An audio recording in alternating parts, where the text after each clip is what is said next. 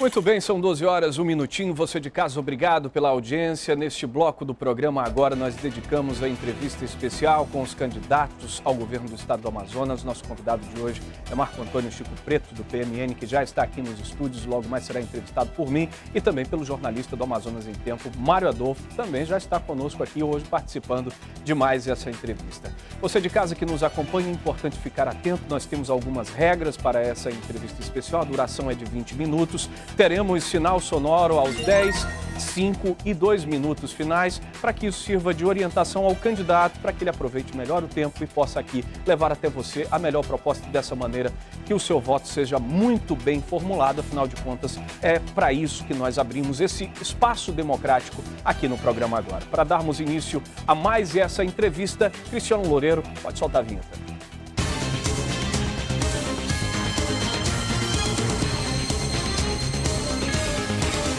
TV em Tempo. Eleições 2014. O candidato e toda a sua equipe já conhecem as regras para essa entrevista. São 12 horas e 2 minutos. Vou pedir para liberar o cronômetro para que a gente possa fazer a primeira pergunta. Candidato, boa tarde. Seja bem-vindo ao programa agora. Eu vou começar com uma pergunta que tenho feito para todos os outros. Por que o senhor quer ser governador do estado do Amazonas e o que lhe credencia para isso? Boa tarde, Amaral, Mário, os telespectadores da TV em Tempo. Eu sou natural de Manaus, tenho 18 anos de vida pública, tenho 45 anos de idade, já fui vereador na cidade de Manaus e atualmente cumpro meu segundo mandato como deputado estadual. Ao longo dessa caminhada, eu pude acumular a experiência política, administrativa e, ao longo dos meus 45 anos de vida, tenho a convicção de ter alcançado a maturidade emocional suficientes que me permitam tomar decisões à frente do governo do estado do Amazonas. Governar é ter a coragem e a independência de tomar decisões, saber identificar os desafios, mas ter a coragem e a independência de tomar decisões para que todos os serviços públicos que são de responsabilidade do governo, saúde, infraestrutura, segurança, telecomunicações, enfim, tudo aquilo que cabe a um governador decidir e orientar o melhor rumo, eu me sinto preparado por ter cumprido esse ritual. São 18 anos de vida pública, onde adquiri experiência e a maturidade necessários para hoje percorrer esse caminho, que é um caminho que muito me honra, poder ser governador do estado onde nasci, onde me criei e, por certo, haverei de continuar aqui o resto de minha vida. Deputado, o senhor mudou o foco da sua vida política, até da sua carreira. Durante muito tempo, quase 20 anos, você foi talvez o político mais ligado ao então prefeito Eduardo Braga, depois 8 anos de governador Eduardo Braga, e de repente o senhor racha politicamente com o senador. E eu queria saber, a população inteira quer saber, qual o motivo desse racha e por que o senhor mudou o foco? Sim. E que críticas o senhor faz hoje a um político que o senhor foi tão aliado, tão próximo? Bem, Mário, a oportunidade é ímpar para que a gente possa esclarecer isso. Primeiro, eu não faço política com sangue nos olhos, nem com ódio no coração. Certo. Eu convivi durante muito tempo com o Eduardo, porque comecei a minha vida política ao lado dele. Mas como muitas coisas na vida, as divergências, as diferenças de opiniões, elas começam a falar mais alto. Casamentos acabam. Imagina uma caminhada política. Mas o encerramento dessa caminhada política não me permite que eu me torne cego para aquilo que o Eduardo possa ter feito de bom para a cidade de Manaus e para o estado do Amazonas. É. Então eu reconheço que o Eduardo teve um papel importante nos 2 últimos governos que exerceu, mas o Eduardo não traz mais consigo a renovação que o Amazonas precisa para os próximos anos. É uma opinião que tem. Digo, inclusive, que precisarei muito do Eduardo no Senado Federal. Como governador do estado, tenho que reconhecer agora o papel que teve ele no Senado da República em articular a prorrogação da Zona Franca para que os próximos 50 anos, os próximos governos por onde pretendo passar e outras gerações também passarão, precisarão de um senador. Os próximos 4 anos eu digo que precisarei dele lá, para que continue na articulação com o governo do estado a destravar questões como, por exemplo, do Centro de Biotecnologia da Amazônia, que é um elefante branco que está encravado no Distrito Industrial e que até hoje não tem um modelo de gestão e que, pela falta desse modelo de gestão, nos permite, aliás, não nos permite produzirmos cosméticos, fármacos, que são novos segmentos de desenvolvimento para o polo industrial de Manaus. Então, como governador do Estado, o Eduardo, senador da República, mas caminhando em caminhos distintos. Eu não tenho mais tanto contato com o Eduardo, os últimos contatos que tive foram durante esse processo agora de eleição, de que antecederam as eleições, mas o Eduardo caminha num caminho, eu caminho num caminho totalmente independente, numa candidatura onde os meus padrinhos para valer são os Mários, são os Amaraus, são as Anas, são as Claras, são todos aqueles que olham para o Amazonas e entendem que nesse momento o Amazonas precisa de renovação de quadros e de renovação de ideias para governar o Amazonas pelos próximos anos. Candidato, eu estive observando seu programa de governo e alguns pontos me chamaram bastante a atenção. Eu vou destacar alguns ao longo dessa entrevista. Primeiro, eu queria que o senhor explicasse para mim, para quem está em casa, o que é esse programa Dinheiro Novo. O que isso significa, o que o senhor pretende fazer com isso? Pois bem, a realidade hoje no estado do Amazonas é que nós temos o Polo Industrial de Manaus como a única ferramenta geradora de negócios. Tudo desdobra a partir do Polo Industrial de Manaus.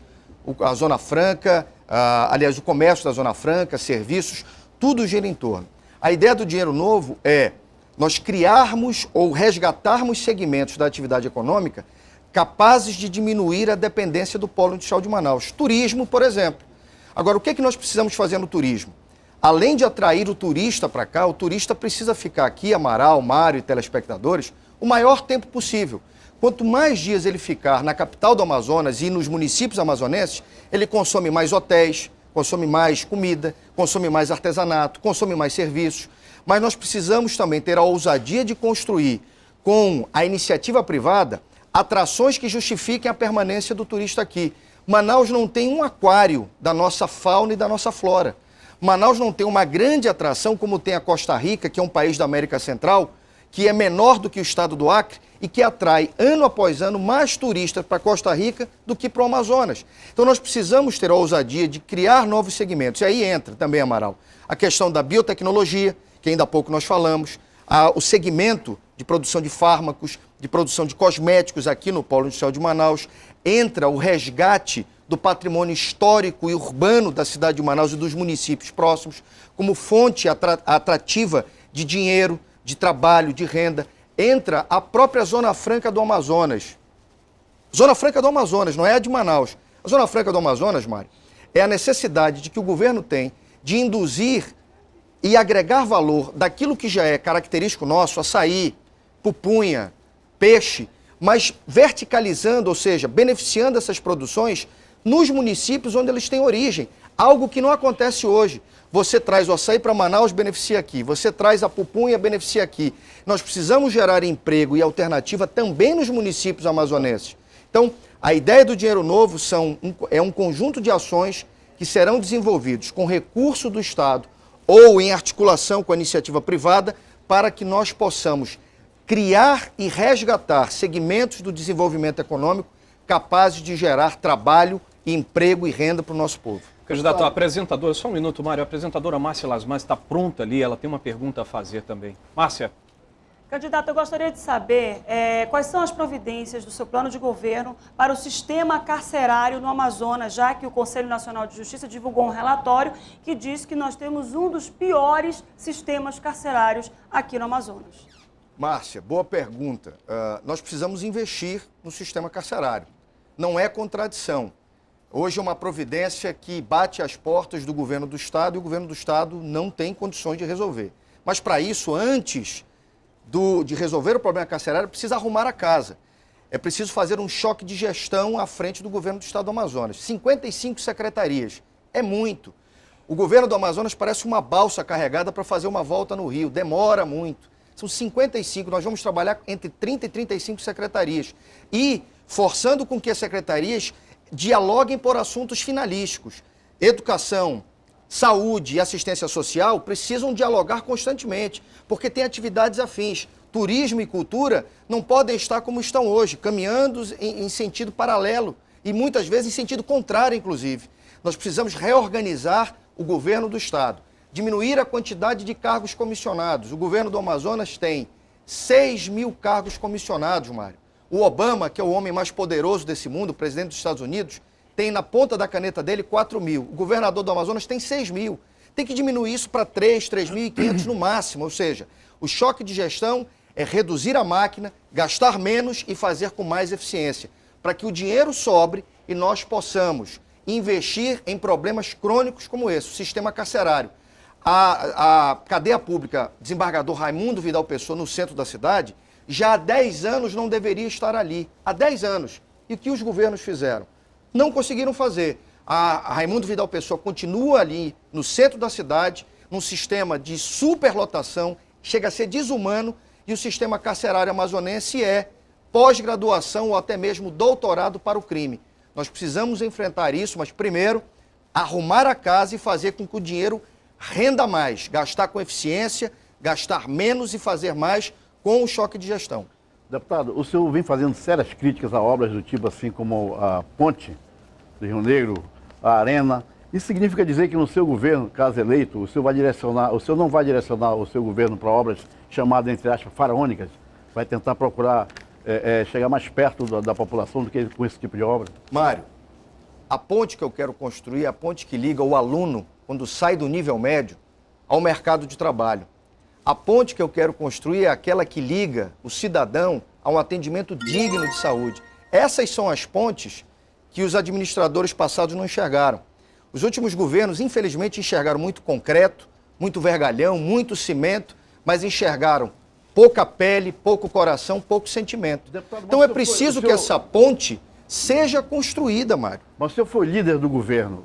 Por que o senhor não colocou essa opinião publicamente, dizendo que era contrário a um projeto desse tipo, já que o senhor defendia como líder do governo? Mário, eu defendi como líder do governo providências que eram corretas para o estado do Amazonas. Mas eu nunca defendi superfaturamento, eu nunca defendi gastos exagerados, eu nunca defendi desperdício. Essa é a diferença. A minha independência dentro do grupo me fez exatamente sair do grupo. Por quê? Porque o grupo não tolera pessoas que pensam, que têm independência. Eu sou independente. A nossa candidatura é independente. E essa independência que me fez afastar do grupo, do Omar e do Eduardo, para trilhar hoje um caminho. Mas infelizmente, obras a política... não são previstas dentro do seu programa de governo. As obras contas, necessárias, a gente entende que a Amaral. infraestrutura no Amazonas é complicada e demanda realmente grandes obras. Não tem como, né? Mário, demandam grandes investimentos. Amaral, as obras são necessárias. Mas veja bem, entre uma obra de concreto e vergalhão e a expectativa de um jovem que está hoje no 2º grau e que sai da escola e sai despreparado para o mercado de trabalho, para mim essa é a principal obra. Para mim essa é a principal ponte. É fazer com que o jovem, nos 2 últimos anos do ensino médio, tenha ensino técnico profissional. Vamos falar agora da Alemanha, só para a gente poder linkar nisso aí. A Alemanha acabou de ganhar a Copa do Mundo. Mostrou que tem futebol, mas a Alemanha não tem só futebol. Lá no ensino médio, de cada 10 jovens, 5 fazem curso técnico profissionalizante. E aí a gente começa a entender por que a Alemanha é uma potência mundial. Eles investem em educação e ensino técnico profissionalizante. Eles qualificam os seus jovens para entrar no mercado de trabalho. A nossa escola pública só se preocupam com o modelo arquitetônico. Nós precisamos nos preocupar com a pedagogia, com aquilo. A escola pública não pergunta para o jovem o que você quer ser quando sair da escola. Esse é o vácuo que tem, essa é a distância que existe. E essa ponte de educação eu pretendo construir no nosso governo. Mudar o modelo pedagógico e fazer com que o jovem saia da escola com uma profissão. Eu observei também no seu programa de governo apresentado aqui que existe algo que o senhor fala de gestão técnica da calha, né? Gerir o estado do Amazonas por calha de cada rio, né? Calha do Purus, um tipo de gestão técnica do Juruá e assim por diante. Como é que o senhor pretende viabilizar isso do ponto de vista econômico? Amaral, a ideia, para a gente poder contextualizar, é a ideia das subprefeituras. Manaus já deveria ter, por exemplo, subprefeituras. O governo, o prefeito não é onipresente. Ele não é onisciente. De igual modo... O senhor falou agora há pouco de diminuir quadros. De igual modo... Como é que o senhor pretende diminuir de um lado e aumentar do outro, criando diminuir e aplicar com eficiência. Hoje não existe a ideia da administração por calha de rio. É a figura de um gestor técnico capaz de reconhecer, de intervir em problemas de obra, em problemas de gestão de saúde, em problemas de gestão de educação, sem a necessidade de que o governador esteja ali, até porque ele não está presente todos os dias ali. Mas é preciso que você tenha essa organização descentralizada, formada por técnicos orientados a partir do governo, do governador, para que possam responder à altura àquelas questões que acontecem dentro dessas calhas de rio. Quantidade de obras paralisadas que estão aí, a quantidade de serviços de saúde que não funcionam. Aí o governador fica sabendo 2, 3 meses depois. É preciso ter essa organização no governo do estado para que o governador decida após essas manifestações com muito mais eficiência e de forma muito mais rápida. Sem a presença desses profissionais, dessa organização, como a gente chama, administração de calha, eu entendo que uma decisão do governo, ela às vezes demora 90, 120 dias para que haja a resposta do governo. Com a presença desse subgoverno por calha de rio, nós acreditamos que a resposta do governo do Amazonas será muito mais rápida para os desafios que ele enfrenta. Deputado, o Amazonas, a nossa região é muito rica, né? Minérios, madeira, em potenciais mesmo naturais, em recursos naturais. O senhor não acha que está na hora do Amazonas sair dessa dependência da Zona Franca, que todo ano alguém quer acabar com a Zona Franca e os políticos precisam ir para Brasília correr para salvar a Zona Franca, voltam como um herói e entra ano e sai ano e ninguém procura outros caminhos para libertar a nossa cidade, o nosso estado do jugo econômico desse país? É a ideia do dinheiro novo, Mário. A gente acabou de falar. Eu, enquanto governador do estado, eu tenho um compromisso, porque trago esse compromisso comigo da Assembleia. No meu primeiro ano, agora do segundo mandato, nós apresentamos uma emenda à Constituição do Estado que está tramitando, bem encaminhada, mas ainda não está aprovada, que aumenta o investimento para o setor primário de menos de 1%. Hoje o governo do Amazonas investe 0,85% do seu orçamento. Isso dá menos de 100 milhões de reais por ano para investir em setor primário, para gerar emprego e renda para o homem do interior. No nosso governo, pelo menos 3%, 300 milhões ano. Ainda é pouco, mas já é o triplo daquilo que se investe hoje no governo do estado. No setor primário, eu também não vou me submeter, Mário, às negociações político-partidárias que o setor primário vem se submetendo ao longo dos últimos 10 anos. Se trocou a produção, se trocou a geração de emprego e renda por apoio de partido político. Eu não acho que esse discurso é muito parecido com o do terceiro ciclo do ex-governador amazonino, com a Zona Franca Verde do ex-governador Eduardo Braga, que ficou mais na base do discurso e ninguém viu ir para o lado prático? Isso me traz até uma preocupação, viu, Mário e candidato, no que diz respeito ao uso desses recursos naturais de maneira sustentável. Isso traz um impacto ambiental, principalmente quando a gente fala desse primeiro setor, do setor primário da economia. Deixa eu te falar, nós precisamos integrar o homem à natureza. Existem milhares de pessoas que moram no interior e que não têm outra alternativa de renda a não ser a folha de pagamento da prefeitura. Isso é cruel. Isso é verdade. Nós precisamos fazer com que o açaí seja beneficiado e seja agregado valor, outros subprodutos, no local onde ele é produzido. De que maneira? Mas investindo, recurso público, parceria público-privada. Os modelos estão aí. Agora é preciso que tenha, primeiro, a insistência por parte do governador, tenha a independência do governador. E nós temos uma candidatura independente. Ao chegar ao governo, eu não tenho que dar satisfação a partido político algum. Eu tenho que dar satisfação ao povo que me elege. Eu tenho que dar satisfação ao homem que vai votar em mim. Então, nós precisamos ter investimentos por parte do governo do estado no setor primário. 100 milhões de reais é menos do que se investiu na cultura do Amazonas. A cultura foram investidos 150 milhões de reais, mas a cultura está muito aqui, Manaus, região metropolitana. O setor primário alcança de Tabatinga a Parintins, de São Gabriel da Cachoeira a Guajará. E nós precisamos investir recursos no setor primário. A Zona Franca do Amazonas, ela passa pelo beneficiamento e a indução ao aumento da produção desses produtos. Mário, 1 hectare de açaí é capaz de produzir entre 2 mil e 100 mil dólares de receita por ano. Isso são dados do IBGE. E nós estamos com açaí que não é plantado. O senhor vai fazer palanque para o presidenciável Aécio Neves? Eu não tive contato com o Aécio ainda. O partido que o Aécio representa está no palanque do Melo e do Omar, que apoia a Dilma. Mas o seu partido nacionalmente apoia o Aécio? O partido nacionalmente tem o apoio ao Aécio. Eu aqui no Amazonas caminho de forma independente. O senhor não decidiu? Eu caminho de forma independente. Essa é uma decisão. Candidato, estamos chegando ao fim dessa entrevista. O senhor tem pouco menos aí de 2 minutos para fazer suas considerações finais. Eu agradeço muito sua participação também, Mário Adolfo, jornalista do Amazonas em Tempo, que participou de mais essa entrevista.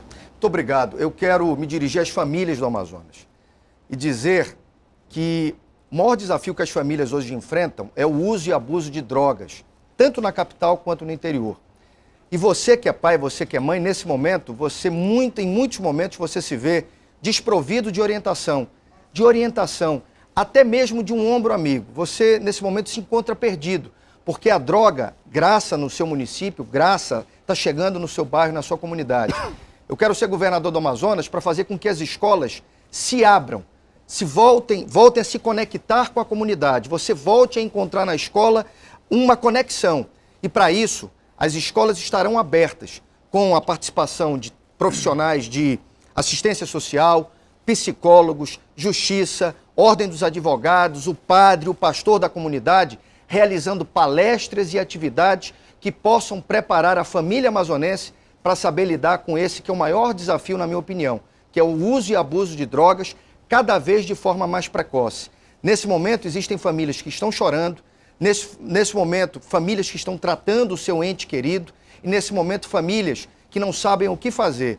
O Amazonas precisa enfrentar isso ao lado das famílias. Eu quero ser governador do Amazonas para criar em cada escola, de cada bairro, de cada município, o PAC da família e acabar de uma vez por todas com essa falta de esperança que hoje graça. Você que é pai, você que é mãe, não quer ter o seu filho sendo perdido, sendo roubado para as drogas. E o governo do Amazonas precisa reagir a isso. Eu quero ser governador para estar ao lado das famílias e poder mostrar um novo caminho de esperança e de vida. Muito obrigado. Candidato, pela sua participação. Marco Antônio Chico Preto, do PMN. Amanhã, nosso candidato será Marcelo Ramos, do PSB. Você de casa, obrigado pela audiência. 12h22, Marcelo Asmar. Amaral, obrigado. Olha só, gente, hoje, por uma situação excepcional, a Tatiana Sobreira não conseguiu entrar conosco aí com a pergunta da comunidade, mas amanhã, com certeza absoluta, ela estará aqui. E olha só, gente, deixa eu dizer para vocês aí, uma rede hospitalar do sistema de saúde privado anunciou hoje investimentos na capital. A ação faz parte do plano de crescimento que será executado nos próximos 2 anos. Um novo hospital será construído com capacidade de 150 leitos, o maior da operadora na região norte. Além disso, também vão ser ampliados hospitais já existentes da rede aqui na cidade, que atende aqui na capital. 280 mil usuários estão sendo atendidos por esse sistema de saúde aí e muitos mais beneficiados aparecerão aí com esse hospital com 150 leitos. Já estou aqui a seu lado. Tô vendo. Seja agradecendo você de casa pela audiência e participação ao longo de toda esta edição do programa Agora de hoje. Amanhã tem muito mais. Às 10h50, 10 para as 11, a gente está aqui. A gente está aqui pontualmente, 12 horas começa a entrevista com o candidato de amanhã. Você não pode perder. Até amanhã, uma ótima tarde. Até amanhã, boa tarde para você.